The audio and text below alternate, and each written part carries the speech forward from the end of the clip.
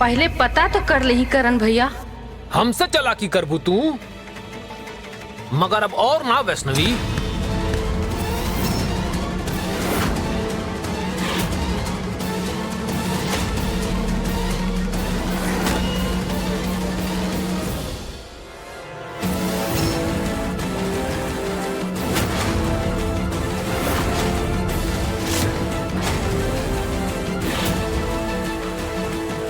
Camera में एक बार चीज तो बोल रही भैया।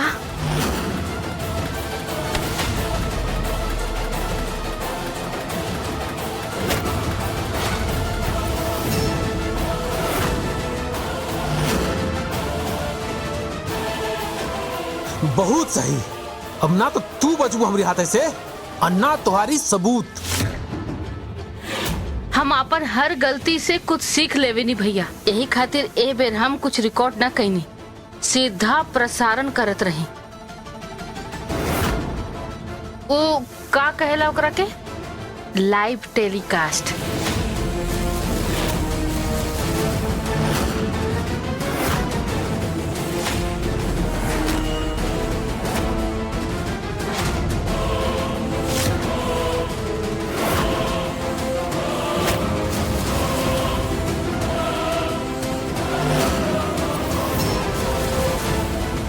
ई बेर तो और अपन गुनाह पुलिस के सामने कबूल कैले बानी। रवा मुकरी ना, यही खातिर हम सारा इंतजाम पहले ही से करके रहनी। अरेस्ट करा, हाथ मत लगाइए। छोड़ हमके, छोड़। बहुत पछताइबा तू हवलदार।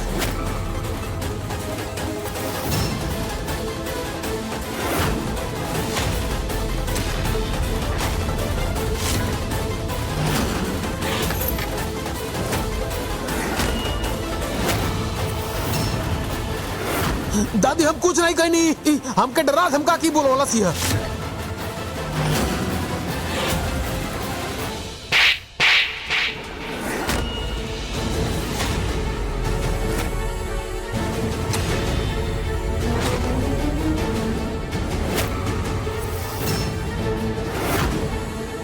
हम अपन बात पर अटल बानी इंस्पेक्टर साहब। हम बोलले रहनी कि अगर करण से कोनो गलती भइल तो हम खुद थाने लेकर आई, और ई करण ने अपराध कैले बा। एकरा के सजा होखे के चाहिए, एकरा जेल होखे के चाहिए। ले जा इंस्पेक्टर साहब एकरा के। दादी बाबूजी रोवा तो रोकी ना, हमके जेल लेके जाएंगे। अम्मा उर्वशी कुछ तो बोला तू।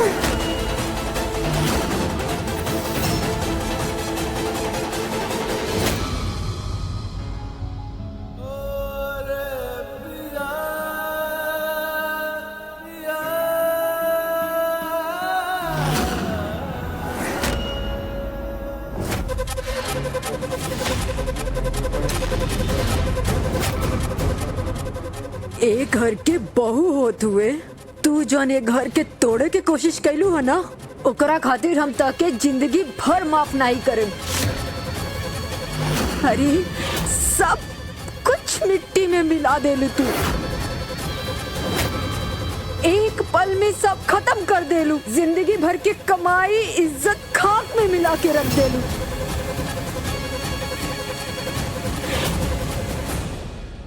माफ करब माँ जी, छोटा मुंह बड़ा बात कहत आनी, बाकी सच के साथ खड़ा होखल से अगर ई घर के इज्जत जाता तो ऐसन इज्जत 100 बार कुर्बान करे खातिर तैयार बानी।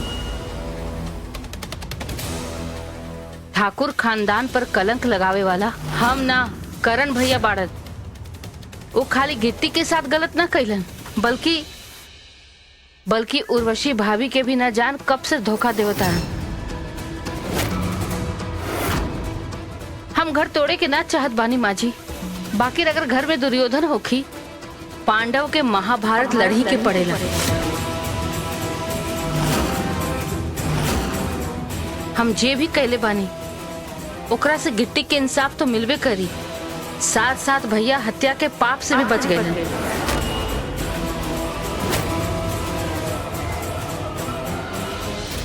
सच में वैष्णवी ई जोन तू इतना बढ़ के एहसान कैले बढ़ू ना हमरा पे और हमरा बिटवा करण पे, ओके बदला तो चुकाए के पड़ी, इनाम देवे के पड़ी ताकि इनाम, और तोहार इनाम ही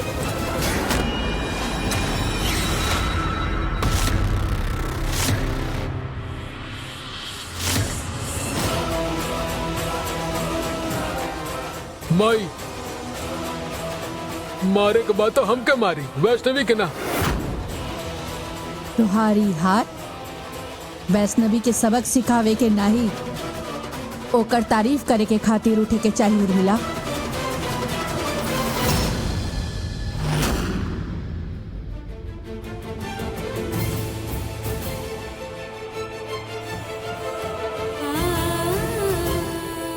वैष्णवी बिटिया,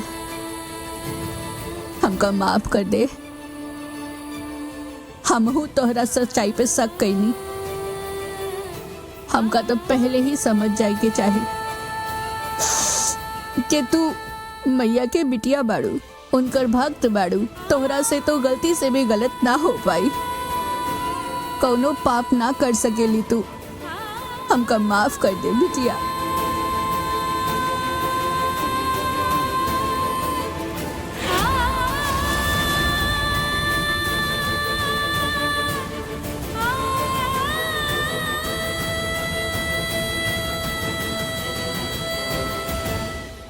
मैया के जय हो।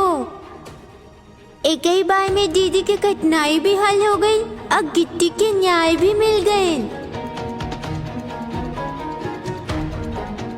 मैया अब रहो माथा पे चिंता के लगे काहे ना होखी। वैष्णवी धीरे धीरे पाप के जो ओर बढ़ा तारी, एक ओर हमार बहिन काल वाहिनी मुक्त हो तारी और दूसरी ओर तहार पुत्री पाप के मार्ग पर इतना आगे बढ़ गई बाड़ी कि उनकर वापस लौटल असंभव बा। अपना परिवार के विरुद्ध षड्यंत्र रचतारी, भूत के स्वांग रचैली, कार्तिक और गायत्री के इतना दुख देली, गिट्टी के मृत्यु के झूठ बोलकर ओकरा हृदय के चोट पहुंचौली। जब भक्त इतना पाप करी तब माता तो चिंतित होइयन। कर क्षमा बढ़ा उम्मीद, क्षमा करा शत्रु के। बाकी देवी हमार कोई शत्रु नहीं खे जेकरा के हम क्षमा करी। जौन व्यक्ति तारा से घृणा करेला वो तहार मित्र त नहीं हो सकत, अर्थात उ शत्रु ही हुई। केहू बा जौन तहारा पीठ पर वार करी, देखे के ई बा कि ऐसे में का तू ओकरा के माफ कर पाइबू।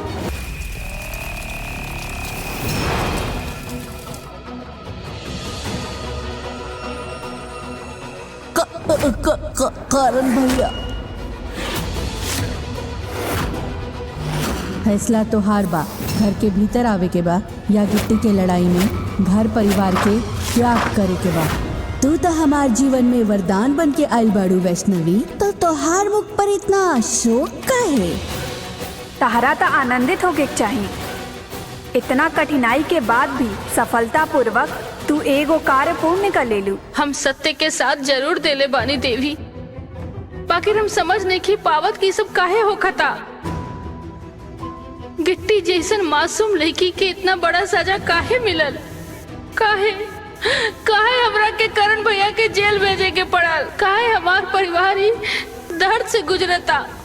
काहे देवी, हमारे हिसाब से तो ये सब ना होके के चाहत रहे। इतना नियति है, जौन लिखल बा उता हो के रही। गिट्टी के अच्छा कर्म ओकर रक्षा कैलक, करण के बुरा कर्म ओकरा के दंड के भागीदार बनवलक। इमे तहार कौन दोष बा? तहारा तो अपना मुस्कान से संसार के प्रकाशमान करे चाहिए। इ कार्य के करे के पश्चात तू अपना गर्व के प्राप्त करे के और समीप पहुँच गए बाड़ू। ई देखा,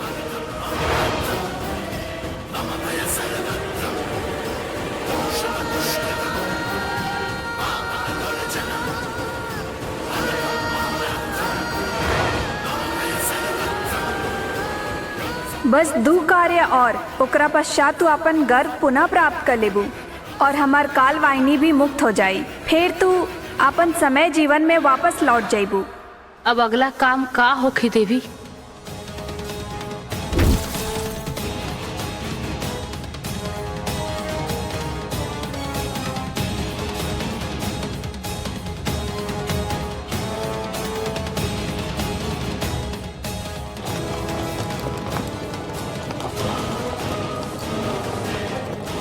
विष के उत्तर अमृत बन जाए, घृणा के उत्तर प्रेम के धुन बजावे, 2 अक्षर के शब्द शत्रु मिट जाए, क्षमा के राह पे मेल के बात बन जाए।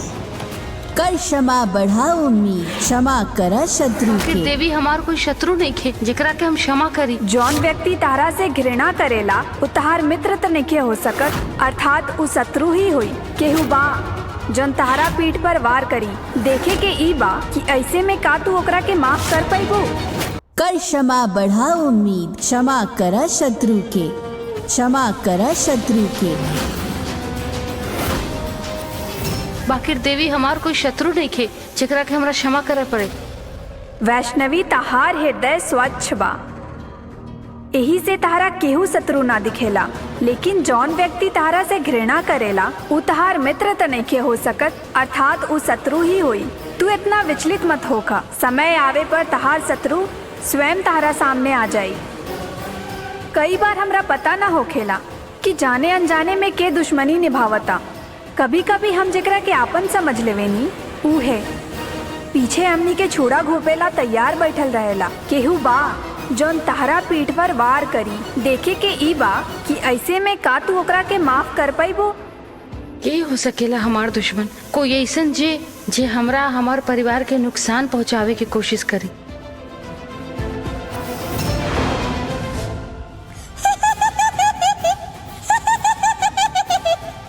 पूरा सृष्टि में रउआ से बुद्धिमान केहू नइखे देवी। राउर जय हो। पुण्य के नाम पर रउआ जौन छोटा छोटा पाप करवावतानी वैष्णवी से, ओकरा से तो शीघ्र ही नर्क के द्वार पे पहुंच जाई। वैष्णवी तो अपन कर्म के फल भोगियन ही, किंतु षष्ठी के साथ जौन हुई वो अधिक मनोरंजक हुई। वो भगवान ही का जे अपन भक्त के नर्क जाए से बचा ना पाई।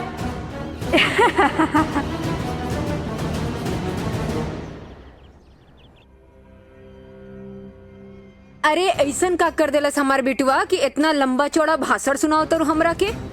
जब तेरा बिटिया के अच्छा पत्नी बने ना आइल, लगाम नहीं लगाए आइल अपना पति पे, तो खुला घूमी ना है भैया। हमरा बिटुआ के गलती अकेले कैसे हो गई? जब तोर बिटिया दिन भर फोन पे कुछ न कुछ सामान खरीदत रही, अब ओसे छुटकारा मिलल तो दिन भर बैठ के टीवी पे नाटक नूटक देखत रही, तो अच्छा पत्नी कैसे बनी हूँ? बोली अरे हम बताओ तनी ना, जब ही खुदे अच्छा पति ना बन पाई तो वो अच्छा पति का हवा में बन जाई। अरे पता बा का होला काम एगो अच्छा पत्नी के? सच संवर के रहे, अपना पति के बहलाए तरह तरह से। उ सब कैलस तो और बिटिया।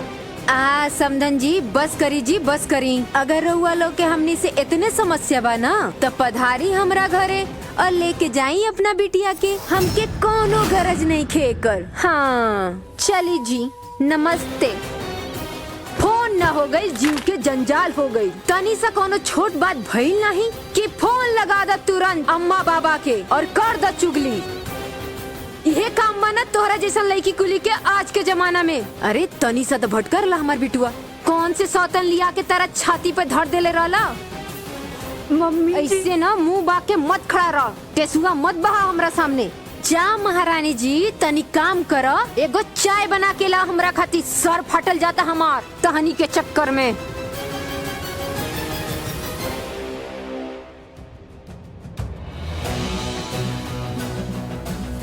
माँ जी, भाभी खुद ही इतना परेशान बाड़ी, ऐसे में रोवा ये सब उनका के बोलब उनकर मन और दुखी हो जाई। मुश्किल घड़ी में हमने सबके उनकर साथ देवे के चाहिए ना। हाँ इनाम देवे के पड़ी तके इनाम। हमार न सर ए समय प्रेशर कुकर बनल बा। मत लगा हमरा नहीं तो फाट जाई। एगो तो हमरा बिटुआ के जिंदगी खराब कर देला, ऊपर से नमक छिड़के आइल बड़ू। हट यहाँ से।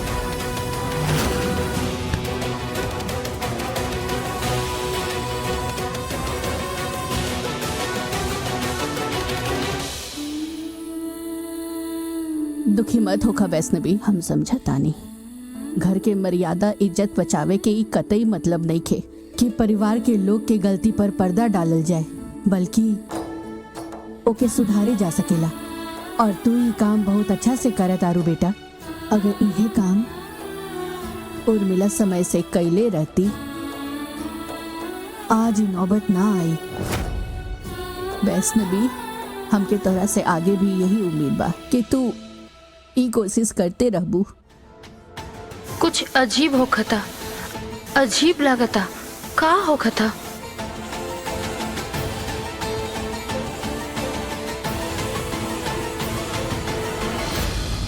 वो खाली गिट्टी के साथ गलत न कैलन, उर्वशी भाभी के भी न जान कितना दिन से धोखा देवत रहन। जब तेरा बिटिया के अच्छा पत्नी बने ना आइल, लगाम नहीं लगाए आइल अपना पति पे, तो खुला घूमी ना है। अगर रउआ लोग के हमरा से इतने समस्या बा ना, तब पधारी हमरा घरे और लेके जाई अपना बिटिया के।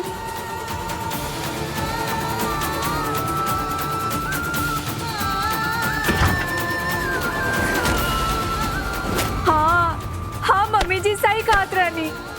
अगर हम अपना पति के अच्छा से संभाल लेती नु तो ई सब होकी थी ना। ई सब तहार गलती है उर्वशी, सजा भी तू ही भुगतबू। तारा जिए के कोनो हक नहीं के।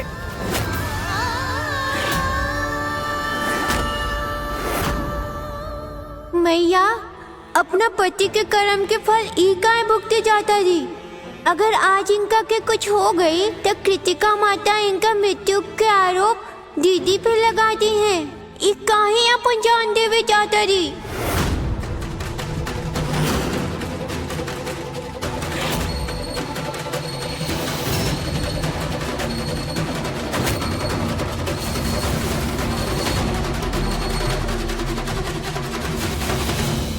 कुछ करी मैया, रोकी इनके।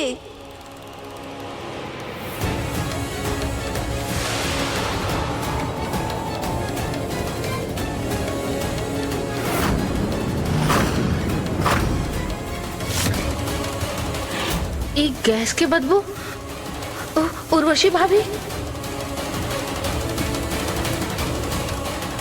वैष्णवी,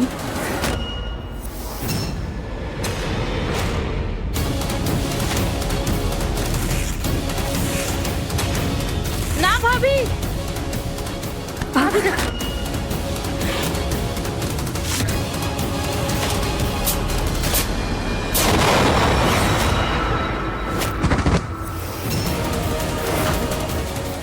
हे भगवान, वैष्णवी, अरे का हो गई आवाज का? हाय मोरी मैया, अरे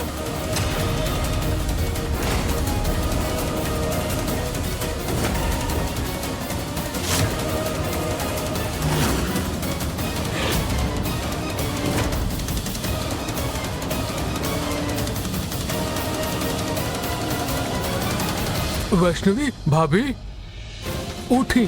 का भई? उर्वशी, हम ठीक बनी कार्तिक जी। भाभी, भाभी रवा ठीक बनी ना? अच्छा होल कि हम इनका समय पे बाहर खींच लेनी। रवा ठीक तो बानी ना? ना वैष्णवी, काहे बचैलू तू हमरा के? काहे मर जाए दे तू नो। भाभी, भाभी संभाली खुद के, संभाली। संभाली? केकरा खातिर संभाली वैष्णवी? जिकर पति के कोनो और औरत के साथ संबंध होखी, जो ना अच्छा बहू बन पाइल, जो ना अच्छा बीवी बन पाइल, ओके जिए के कोनो हक नहीं के वैष्णवी। केकरा खातिर संभाली? केकरा खातिर? उर्वशी, के कहलस कि रवा एगो अच्छा बीवी नहीं खी, एगो अच्छा बहू नहीं खी। और कोनो गलती नहीं खे भाभी। फिर रवा खुद के सजा काहे देवतानी? दादी का औरत के खाली इतना ही पहचान रह गई? ये एगो अच्छा बहू, एगो अच्छा माँ आ एगो अच्छा बीवी बने, ई में से कोई भी पैमाने में अगर खरा न उतर पाइल तो ओकरा जिए के कोनो हक नहीं खे। काहे हर रिश्ता के मर्यादा एगो औरत खाली होखेला दादी? मर्द के काहे न कोनो गलती होखेला? हम समझत आनी वैष्णवी, दुनिया के तो नहीं पता, लेकिन हमरे घर में मर्यादा के मतलब औरत और आदमी के एक ही होखेला। अगर अपने साथी के साथ कोनो असहमति बा तो ओकरा के बात करे के चाहिए। बाहर कोनो नया रिश्ता ढूंढे के का मतलब है? एकर कोनो अर्थ ना है। माँ जी, हम जाना तानी के रवा हमरा से नाराज बानी काहे की हम करण भैया के पुलिस के हवाले कर देनी। बाकी इस सब में उर्वशी भाभी की तो कोनो गलती नहीं खे ना। वो तो कुछ गलत नहीं खे कर लेना। माँ जी हमके माफी दे दो उर्वशी बौरिया, हमके माफी दे दो। हमसे ना बहुत बड़ी गलती हो गई, हमके माफ कर दो। हम अपना बिटुआ के जेल जाए के सदमा में सब सब सब भुला दिले रहनी। हम पे ना सुधी नहीं रहल कि बाकी सब पे का गुजरत रहला। हम अंधा हो गए रहनी। हमके माफी दे दो अम्मा, हमके माफी दे दी। ई वैष्णवी ना बिल्कुल सही कहती है। हमरा मन के दर्द ना गुस्सा और भड़ास बन के रहुआ सपे निकलत रहला। हमके माफ करो, हम का करत तानी, लेकिन हमके नहीं के पता कि का सही बा का गलत। हम बचपन से नहीं इहे सीखले बानी कि पति चाहे कुछ करे, औरत के ना कोनो प्रश्न नहीं पूछे के चाहिए। ओकर त अधिकार नहीं के प्रश्न पूछे के। और हम देखले बानी सब औरत कुली के बस चुप रहत हम देखले बानी। हमके नहीं के पता का सही बा का गलत। हमके माफी दे दो। और ये वैष्णवी भी सही कहती है कि इनमें उर्वशी बौरिया की कोनो गलती नहीं की। गलती तो हमार बाना, हमरा परवरिश की गलती। हम अपना करण बिटुआ के सही संस्कार ही ना देनी था। गलती तो हमरे बाना के और के दोष देला के हमके कोनो हक नहीं के। हमके माफी ए वैष्णवी, हमके माफी दे दो। हमसे गलती हो गई, हमसे गलती हो गई। ना माँ जी, ई का कहता नहीं रवा तो अपन सौतेला बेटा के भी ममता और अच्छा संस्कार दिले बानी। रवा गलत नहीं की माँ जी। यह तो समाज की विडंबना बा कि औरत अपन परवरिश के दोष भी अपन सर लेवेले। बाकी आज से ई घर में ऐसा कुछ ना हो कि माँ जी। करण भैया के ऐसा हालत के जिम्मेदार वो खुद बाड़न। रवा उर्वशी भाभी ना। ऐसा समझदार तो कैसे बड़े रे वैष्णवी, कैसे हवे।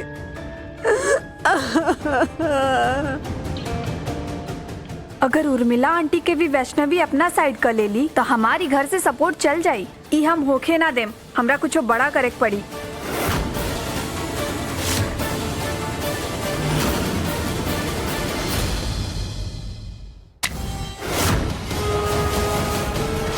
वैष्णवी